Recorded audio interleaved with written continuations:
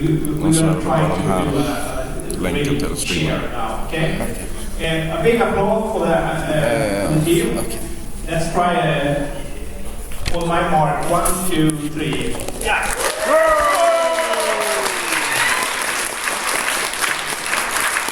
Oh, very good. Thank you. I think we can do it much louder than that. Okay. I'm going to try again. One more time. Okay, we try one more time. On my mark, 1, 2, 3, applause.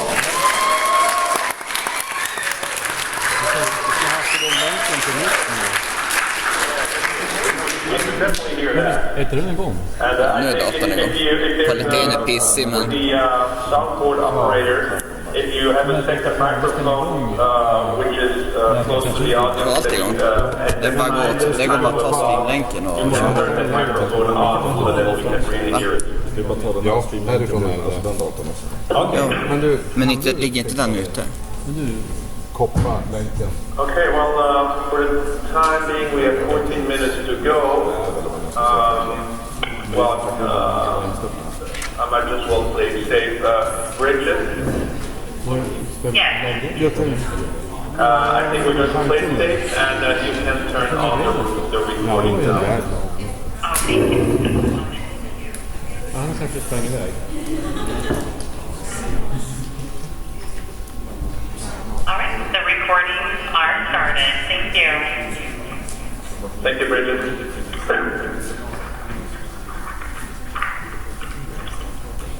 Okay, so we have gone through all the procedures. We know we are ready. Lars, you know the drill. I guess all the students are ready with the first one at the microphone.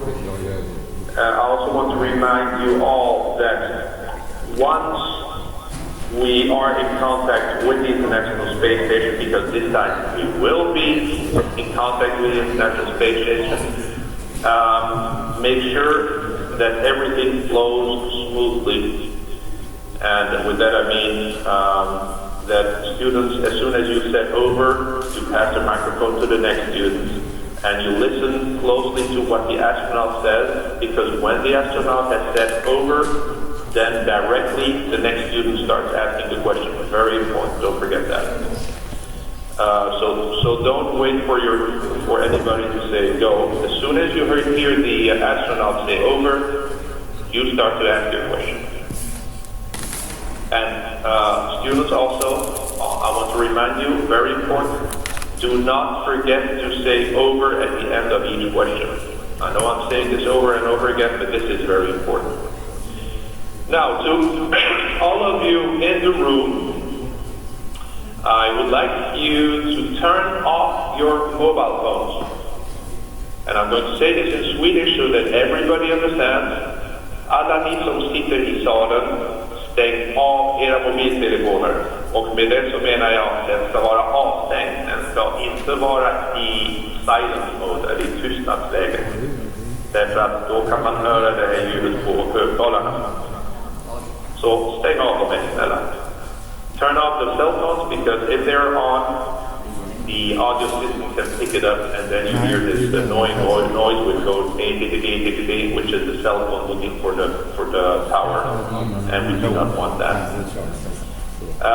Also, for everybody in the audience and all the students as well, the students that goes for by itself, everyone needs to be quiet, which means no cheering or no clapping until the end. And also, we may not have time to get all the student questions answered. It all depends on how efficient you are, and it also depends on how long the answer is that Kjell Lindström will be giving. Now, the good thing is that Kjell has done quite a lot of contacts. He is a very experienced astronaut, and so he's very good at answering that. Now, I don't know how much you know about Kjell Lindström. Kjell Lindqvist, excuse me, the astronaut's name is Kjell Lindqvist. I knew I was saying something incorrect here. Sheffield Lindqvist has been international with NASA. He is also a medical doctor, and his ancestors came from Sweden. So he is what we call in Swedish a svensk ättling, so Swedish ancestry. And he's been on the space station for several months now, I think close to 6 months, if I'm not mistaken. And he is going to be leaving the space station within a week or two. And from what I understand, he's been very interested in making the contact with the Swedish school. And so everybody is looking forward to this contact from what I understand. Now we got about 9 minutes and 24 seconds to go. The International Space Station is now a big Central America, and it's still moving along quite fast. In about 2 minutes after 11 seconds, I will start the official script, which is a paper which is written. It's a standard script that we always Där är länken. with every contact. Länken. And this is being recorded. Har någon en sticka? And it's a standard script, and then Nej, det ser jag inte. Johan. Men du, är det här din? Kan du skicka den till e-post, min och Johan? Jo, det kan jag. Jag vet de ser dig nu på streamen. Okej. Då skiter jag i det. Ingen som tittar på den nu. Jag vill ha länken. Jag kopierar den. Ja, har jag gjort det? Ligger det ute nu? Ja. Okej. Det vi säger nu hörs. Adrian, you are all ready to go as well? Yes. Everything is set up. Good. Skicka till Thomas. We have 8 minutes and 30 seconds before I'm going to start the official introduction. And, Där. Ja. so it's Så. a question of waiting a little bit. I'm trying to time it exactly so we don't get too many. Så. Så tar vi. YouTube. Chrome bara. Och så tittar vi där. Ja, den av. Så.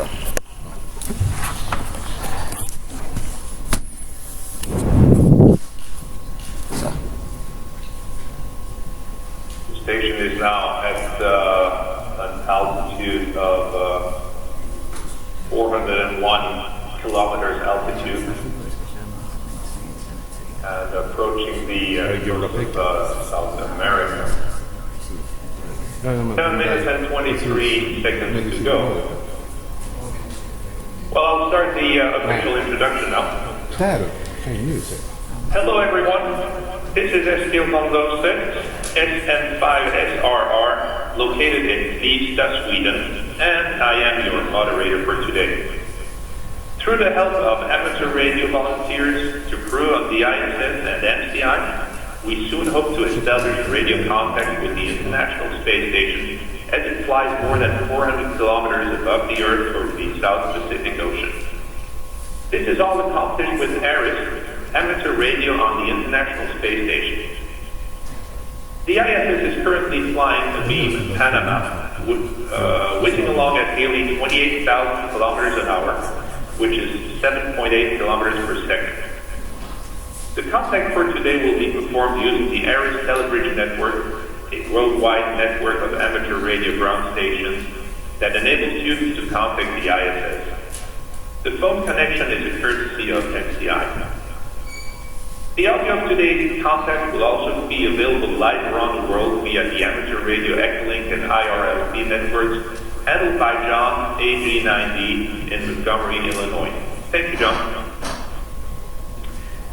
ARIS is a consortium of volunteers from 9 nations that develop and operate the amateur radio equipment on board the International Space Station. Those that support ARIS are the American Radio Relay League, the Worldwide Asset Amateur Radio Satellite Corporation, the Canadian Space Agency, the European Space Agency, the Japanese Space Agency, Roscosmos, the Russian Space Agency, and NASA. The amateur radio ground station that will establish contact with the ISS today is LU1CGB, located in Buenos Aires, Argentina, and operated by Adrian Sinclair. Thank you for helping us today, Adrian. We now have about 5 minutes about contact time. Our link-up today will be with the students attending Dragonskolan in Umeå, Sweden. Now let's check in with the students and their teacher, Lars Ivarsson, SA2CER. Lars, please tell us a little about the school and the students taking part today. This is Lars speaking, SA2CER. We have a mixed school here in Dragonskolan. We are a quite big school, one of the Swedish biggest schools with all the national programs. Our students for the day asking questions are from various programs from the school. So we have a broad setup with students and they're highly motivated on our school here. That's very, very nice, and I think we are quite open and nice school to go on, because many of our students think it's good to go at Dragonskolan. They seem happy, at least. So that's a little bit the school, and we have about 3- degrees outside this morning, and we have a little bit snow on the countryside here, and we're expecting a minor snowstorm coming up. So we have a winter like Umeå here in the northern part of Sweden. That's the situation for the moment here. We're waiting for the contact here, and we are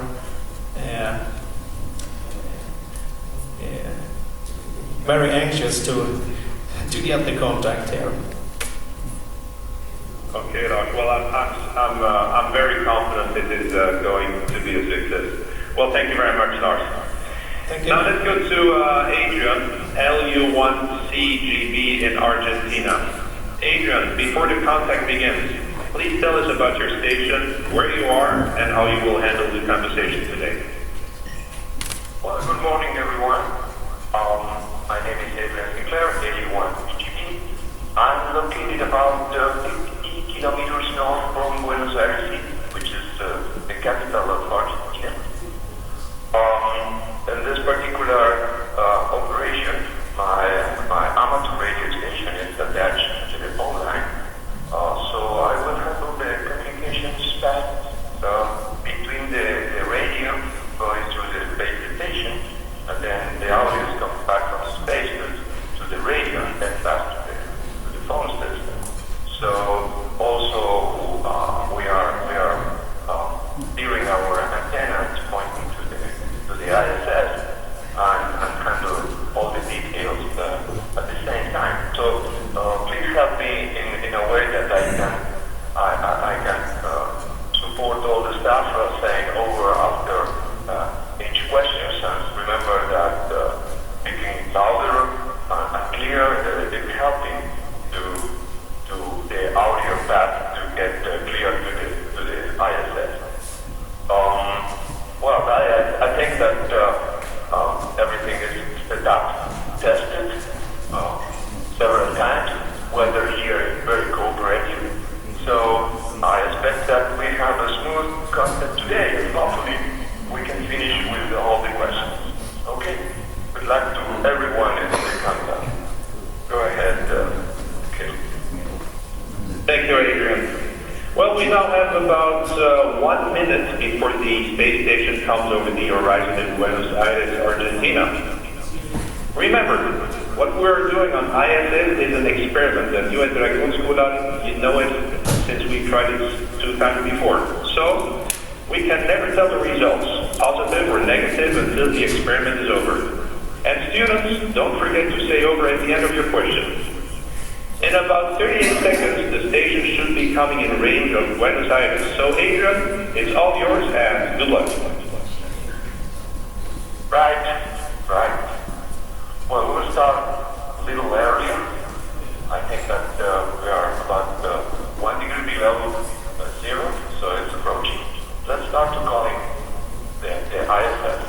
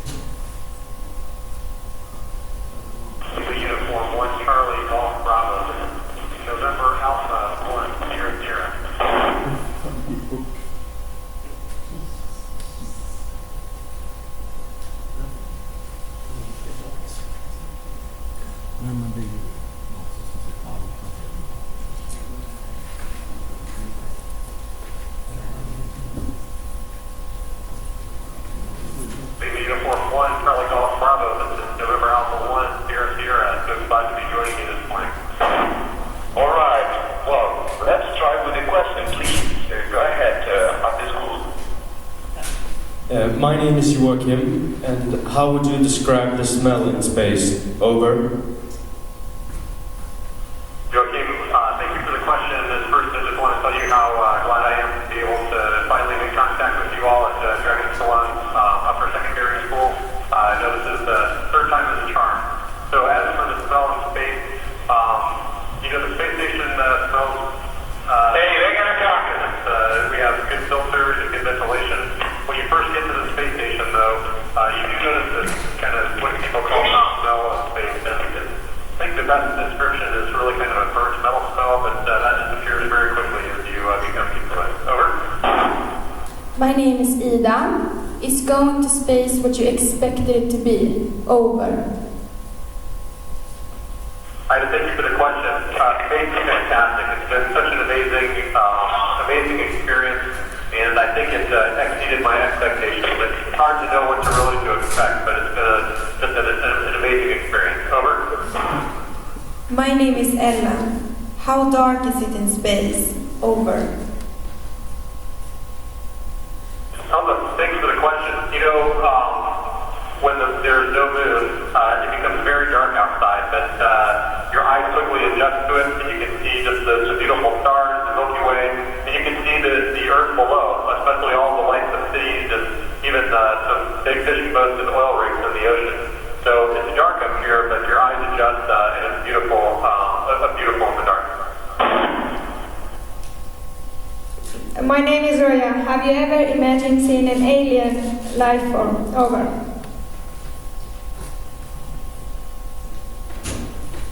Roya, I can't say that I really thought much about that. There's so much else to think about up here, so much to do and experience.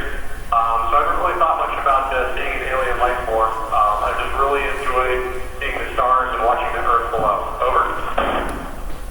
My name is Maya. Do you have access to internet and social media on the space station? Over. Maya, thank you for the question. We do have an internet connection that's very slow, so I don't use it all that much. I use email, and we also use that internet connection for our internet protocol phones, so we're able to call down to friends and family on the ground. Over. My name is Elsa. What is the first thing you want to do when you get back home? Over. Elsa, I'm looking forward to seeing my family. That's the first thing that I want to do. But then there's a long list of foods that I want to eat, and I'm looking forward to taking a hot shower. Over. My name is Sebastian. What is your annual salary as an astronaut? Over. Hey, Sebastian. Well, I'm a government employee, so I get paid a government salary. And I'll tell you that I feel very privileged to have this amazing job and to get paid for it as well. Over. This is Sebastian asking Say's question. When are humans expected to go to Mars? Over. Well, Sebastian, we hope to get to Mars in the next 20 to 30 years. The space station is really serving as an experimental and operational platform to research and test out all the technologies that we're going to need to be able to make that trip. And so I'm very excited, and I know my crewmates are very excited to be a part of that journey that we hope to do in the future. Over. My name is Anna. How does one feel inside aboard the space station? Over. Anna, it's funny. People often wonder how we're able to live up here with 6 people in such a cramped space, but I've never felt cramped or claustrophobic here.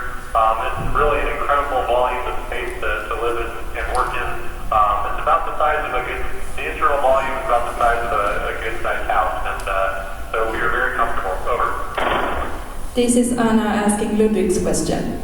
If a person is in the middle of a room aboard a space station without reaching the walls, how would that person move from that position without throwing something in the opposite direction? Over. Well, that's a good question. If we didn't have ventilation up here, it might be pretty tough. I suppose you can kind of blow and maybe try and push yourself, and over time you would make it to the other wall. But the fact of the matter is, it's actually very difficult to get stuck in the middle of a space up here. Just a little bit of motion. Of course, there's not a whole lot to slow you down once you start moving. And you eventually are going to hit a wall.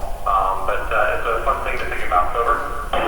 My name is Gustav. Where does the oxygen come from? Over. Gustav, that's a great question. Of course, we need oxygen and other gases up here to provide an atmospheric pressure so that we can breathe. In the past, we've always had to bring oxygen up in tanks and supply it for our use. But as a part of trying to figure out how to get to Mars, how to have to supply less consumables, our water system, the water that we reclaim from condensate in the air and from urine, gets purified into clean water for us to drink, and some of that water gets split into oxygen for us to breathe. Over. My name is Linda. How has your vision of life changed from being in space? Over. Well, Linda, thanks for the question. You know, I think for most of us who come up here, it's pretty profound to look back at the Earth and to see this beautiful blue planet that is really all of humanity's spaceship, and how I think we can also see, you know, how the effect that we have on the land and on the atmosphere, and really feel a strong desire to be a part of the movement to really protect the planet. And the other thing is that you should go forward up here. It's all one part of the describe some ways to work with those things. Over. My name is Alicia, asking Marcus' question. Which time is correct in space? Over.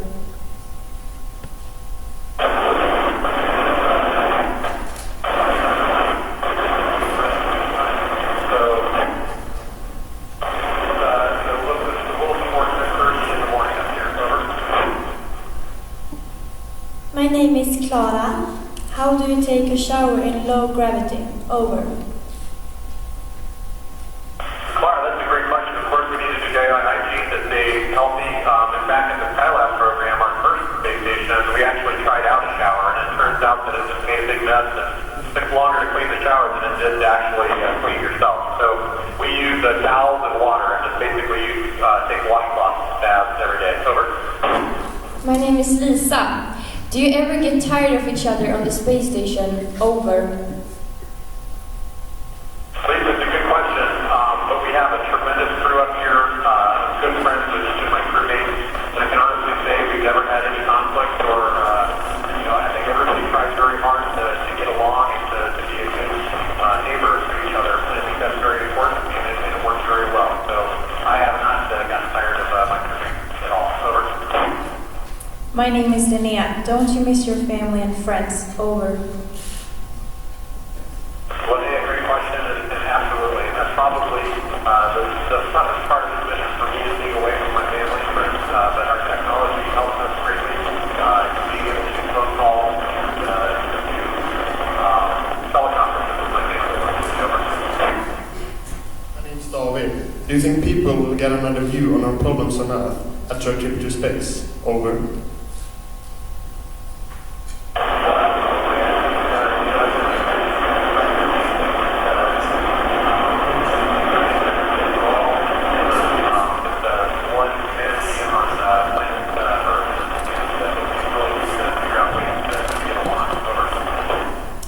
My name is Patrick. What does it feel like to sleep in space? Over.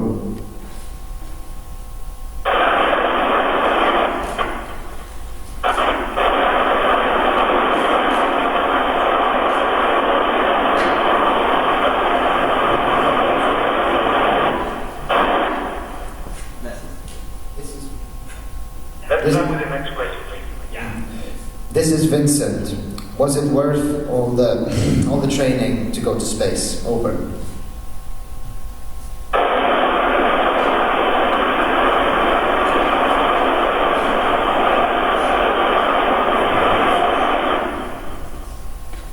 Let's try with the applause, please.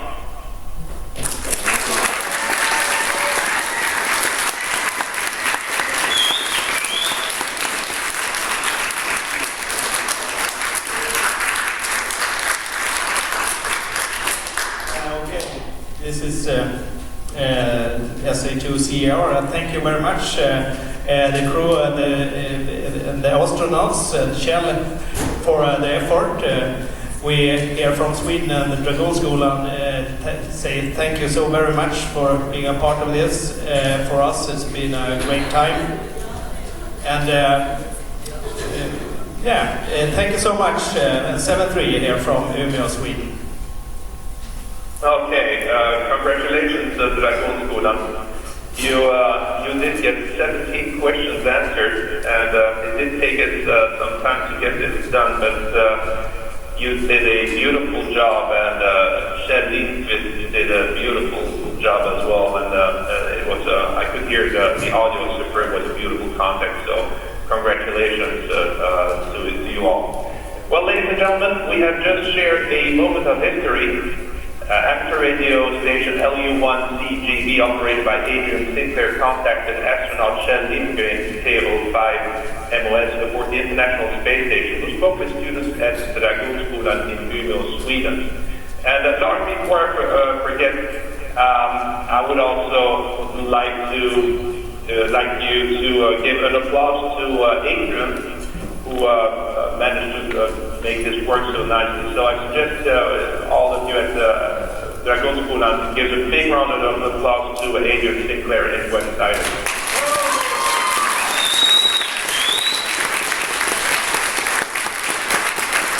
Thank you so much, Adrian, to be a part of this nice moment for us. Thank you. Yeah, thank you very much. And I'm very honored to be part of this project, and you did a wonderful job, and excellent contact, and it was very easy to handle. Thank you so much. Applause is for you guys. Okay, thank you. Well, thank you, Lars, and thank you for preparing this event so well. Now, for the international volunteer teams of ARIS, including the amateur radio societies around the world and NASA, this is Eskil von Dostedt, amateur radio operator SM5SRR in Nista, Sweden, sending my greetings to all of you in amateur radio terms. 73, which means best wishes. And operator, you can disconnect the school.